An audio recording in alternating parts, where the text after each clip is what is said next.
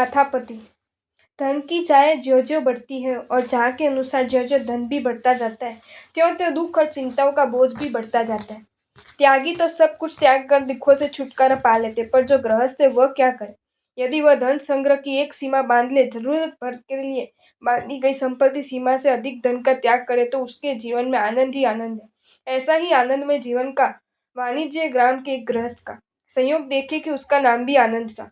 उससे भी आगे का सुख उसकी पत्नी के नाम में था, क्योंकि उसका नाम था शिवानंदा।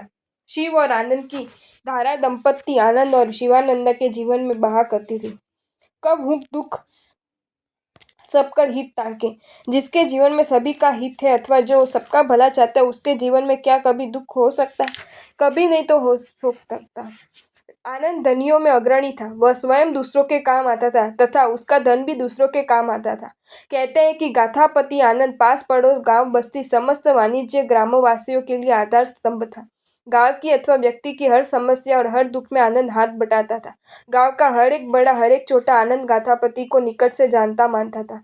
ऐसा माना जा सकता है कि वाणिज्य ग्राम एक बड़ा परिवार हो और आनंद उस परिवार का जिम्मेदार मुखिया हो। पूर्व पुण्यों के प्रभाव से गाथापति आनंद के पास अपार धन था। उसके पास 4 करोड़ हिरण्य धन स्वर्ण मुद्राओं के रूप में था। इतना ही ब्याज में आता था और इतना ही व्यापार में लगा हुआ था। एक बज में 10,000 गायें थी। इस अनुपात से आनंद के पास 4 बज गोदान था। उसके पास 500 हल 500 एकड़ भूमि थी और 1,000 शकट गाड़ियों सामान ढोने के लिए थे। इसके अलावा उसका धन हर क्षेत्र में बढ़ता ही जाता था। केवल ज्ञान प्राप्त करने के बाद भगवान महावीर ने धन के 4 तीर्थों घाटों की स्थापना की। ये 4 घाट अथवा तीर्थ थे श्रमण, श्रमणी और श्रावक श्राविका। पूर्ण त्याग पद श्रमण पद था, जिसमें कठोरतम 5 महाव्रतों का पालन करना होता था। यह मार्ग अंगारों पर चलने से भी कठिन था। घर गृहस्थी में रहकर सामान्य अनुव्रतों का पालन करना श्रावक धर्म कहलाता था। इन 4 तीर्थों की स्थापना के बाद महावीर तीर्थंकर कहलाए। श्रमण संघ के साथ ग्रामानुग्राम विहार करते हुए महावीर तीर्थंकर परंपरा का पालन कर रहे थे। इसी विहार परंपरा में वे विदेश क्षेत्र में भी पधारे और श्रमण संघ के साथ द्युतिपाला नामक एक उद्यान में ठहरे। यह उद्यान वाणिज्य ग्राम से ज्यादा दूर नहीं था, निकट ही था। महावीर के सदुपदेशों और दिव्य ज्ञान की चर्चा तो सर्वत्र फैली चुकी थी। लोग उनके दर्शनों को भी उत्सुक रहते थे। राजे महाराजे भी उनके ज्ञान का प्रसाद लेने पहुंचते थे। वाणिज्य गांव का राजा था जीतशत्रु। उसने जब सुना कि द्युतिपलाश उपवन में महावीर आए हैं, तो वह राज परिवार के साथ उनके दर्शनों को गया। गांव बस्ती के हजारों नर नारी भगवान की वाणी सुनने पहुंचे। गाथापति आनंद ने सुना तो वह भी भगवान की देशना सुनने द्युतिपलाश उद्यान पहुंचे। 3 प्रदक्षिणा कर उसने भगवान की विधिवत वंदना की और उनकी देशना सुनने संवत शरण में बैठ गया। भगवान की देशना मोह नाश करने वाली थी। उसने आनंद के हृदय कपाट खोल दिए।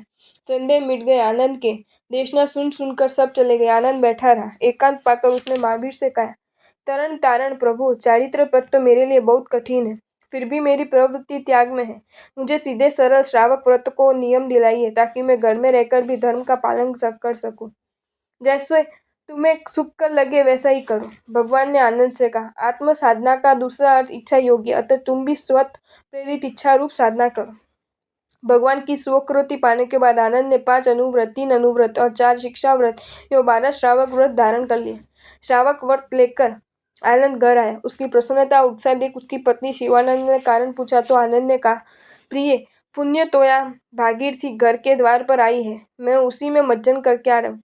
मेरा आनंद नाम तो आज ही सार्थक हुआ है। तुम भी महावीर की ज्ञान गंगा में एक डुबकी लगाकर आओ और श्रवणोपासिका बनकर अपना जीवन धन्य करो। पति परायणा शिवानंदा भी भगवान की देशना सुनने गए। वह भी श्रावक व्रत लेकर लौटी। पति पत्नी दोनों महावीर के भक्त बनकर निवृत्ति में प्रवृत्त हो गए। धर्म व्रत लेने के बाद आनंद में परिग्रह परिमाण व्रत के अनुसार अपने धन की सीमा बांधी। उसके पास 1,000 शकट थे। 4 शकट सामान ढोने तथा 4 शकट यात्रा करने के लिए रखकर शेष बांट दिए। इसी तरह उसने नकद धन, भूमि तथा गायों को भी परिग्रह अपरिग्रह कर डाला। पहले वह गायों का पूरा दूध घी बेचता था। अब बांधी गई सीमा से अधिक मात्रा का दूध भी, छाछ भी वह वृद्ध, रोगी बालकों, स्वधर्मी बंधु, अनाथ, अभ्यागत आदि को बांटने लगा। निवृत्ति में प्रवृत्ति का शांत और धर्ममय जीवन जीते हुए 14 वर्ष बीत गए। एक रात आनंद ने विचार किया, कुछ भी हो, गृहस्थ जीवन में पूर्ण निवृत्ति नहीं आ सकती और पूर्ण निवृत्ति के बिना कल्याण भी नहीं हो सकता। सब कुछ त्याग कर मैं मुनि नहीं बन सकता, क्योंकि 5 महाव्रतों का पालन बहुत कठिन है। लेकिन सांसारिक जिम्मेदारी यदि मैं अपने पुत्र को सौंप दूं, तो निश्चिंता के साथ धर्म का पालन कर सकता हूँ। रात बीतने के बाद आनंद ने अपने संकल्प को साकार रूप दिया। उसने प्रीति भोज का आयोजन किया और उसमें इष्ट मित्र, रिश्तेदार, कुटुंबी सभी बुलाए। सबकी उपस्थिति में उसने घर गृहस्थी और व्यापार का समस्त भार अपने ज्येष्ठ पुत्र को सौंपकर कहा, अब तक जैसे मैंने संभाला अब तुम संभालो। घर की सब जिम्मेदारियों से मुक्त कर मुझे धन की शरण लेने दो। आनंद के आज्ञाकारी पुत्र ने पिता का दायित्व संभाल लिया। आनंद अकेला ही कोल्लाक सन्निवेश पहुंचा और वहां बनी ज्ञातकुल की पौषधशाला में धर्ममय जीवन का शुभारंभ कर दिया। उसने घास का बिछौना बनाया और मुनियों जैसा वेश धारण कर मुनि जैसा ही जीवन बिताने लगा।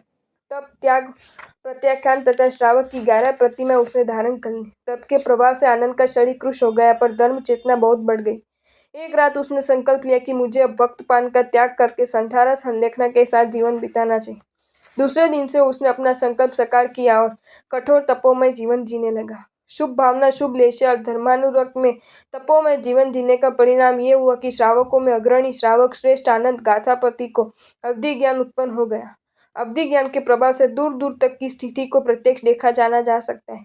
आनंद भी 6 दिशाओं की दूर स्थितियों को देख के जानने लगा। उक्त घटना विक्रम पूर्व 5वीं शताब्दी की है। उन्हीं दिनों भगवान महावीर पुनः वाणिज्य ग्राम में पधारे और श्रमण परिवार सहित द्युति पलाश उद्यान में ठहरे। भगवान के प्रथम गणधर इंद्रभूति गौतम भिक्षा के लिए गांव में गए तो उन्होंने लोगों के मुंह से श्रावक श्रेष्ठ आनंद के बारे में सुना। भगवान के भक्त आनंद को देखने के विचार से गौतम ज्ञातकुल की पौषधशाला में पहुंचे। श्रमणोपासक आनंद ने गौतम की वंदना कर स्वागत किया और कहा, भगवान आपके पधारने से मैं धन्य हो गया। मेरी एक जिज्ञासा है, वो ये कि एक गृहस्थ को भी अवधि ज्ञान हो सकता है? हाँ आनंद, हो सकता है। गौतम ने कहा, श्रावक को भी अवधि ज्ञान होता है तो मुझे भी अवधि ज्ञान हुआ है। आनंद ने अपनी बात स्पष्ट करके कही, अवधि ज्ञान के बल पर मैं पूर्व, पश्चिम एवं दक्षिण दिशाओं में लवण समुद्र के भीतर 500 योजन तक देख सकता हूँ। इसी तरह उत्तर दिशा में चुल्ल हिमवंत पर्वत तक, ऊर्ध्वलोक में स्वधर्म लोक तक और अधो दिशा में लोल पुच्चयन नरकावस तक की स्थिति देख जान सकता हूँ। आनंद की बात सुनकर गंधर्व गौतम पहले तो चौंके, फिर अपना अविश्वास प्रकट करते हुए कहने लगे, आनंद, श्रावक को अवधि ज्ञान होता है ये तो ठीक है, पर जैसा तुमने अपने बारे में कहा है वैसा दूरगामी अवधि ज्ञान श्रावक को नहीं होता, तुम्हें भी नहीं हुआ है। भ्रांतिवश तुमने असत्य बोला है, अतः तुमने अपने मिथ्या कथन की आलोचना प्रायश्चित करना चाहिए। विनय मूर्ति आनंद ने निश्चय के लहजे में कहा, बनते भगवान महावीर के शासन में क्या सत्य भाषण की भी आलोचना की जाती है? निर्भ्रांत कथन का भी प्रायश्चित किया जाता है? नहीं, ऐसा तो नहीं होता। सत्य कथन का प्रायश्चित भला नहीं क्यों होगा? गौतम ने कहा, लेकिन तुम्हारे पूछने का अभिप्राय क्या है? तुम ये सब क्यों पूछ रहे हो? यदि मिथ्या भाषण का प्रायश्चित किया जाता है तो भगवान वह आपको ही करना है। आनंद के कथन में सत्य की दृढ़ता थी। भगवान, मैंने जो कहा है वह निर्भ्रांत और सत्य ही है। मेरे सत्य कथन को आपने भ्रांत और मिथ्या कहा है, अतः प्रायश्चित आपको करना चाहिए। गौतम ने आनंद की दृढ़ता देखी तो संदेह में पड़ गए। उनका ये संदेह अब भगवान महावीर ही मिटा सकते थे।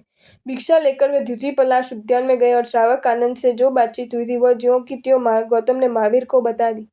सब कुछ सुनकर सर्वज्ञ महावीर ने कहा, गौतम, आनंद का कथन सत्य है। तुमने उसके सत्य को असत्य कहकर सत्य की उपेक्षा की, अतः तुम आनंद के पास जाकर उससे क्षमा मांगो, क्योंकि आत्म साधक को छोटे वटे का भेद भुलाकर सत्य का पुजारी होना चाहिए। अपनी भूल पर गौतम बहुत पछताए। वे तुरंत आनंद के पास पहुंचे और विनय होकर बोले, श्रावक श्रेष्ठ, मुझे क्षमा कर। तुम सत्य थे, मैं ही भ्रांत हो गया था। तुम्हारे सत्य कथन को मैंने मिथ्या कहकर धर्म और सत्य की अवहेलना की, अतः मैं नत होकर तुमसे क्षमा मांगता हूँ। आनंद की आंखें गीली हो गई। आनंद की आंखों में आनंद के आंसू थे। उसने देखा कि भगवान के निर्ग्रंथ शासन में सत्य का इतना सम्मान है कि गंधर्व मुनि एक श्रावक से क्षमा मांग रहा है। गदगद होकर आनंद ने गौतम को विदा किया। आनंद गाथापति ने 20 वर्ष तक साधना का जीवन बिताया, फिर समाधि पूर्वक देह त्याग कर स्वर्ग को गया। भगवान महावीर के प्रमुख 10 श्रावकों में आनंद का स्थान प्रथम है। मरकर वह सौधर्म कल्प के अनुनाप विमान में देव बना। अगर आपको ये वीडियो अच्छा लगा हो तो इस वीडियो को लाइक करें और मेरी channel Jain facts and stories को सब्सक्राइब करें। धन्यवाद।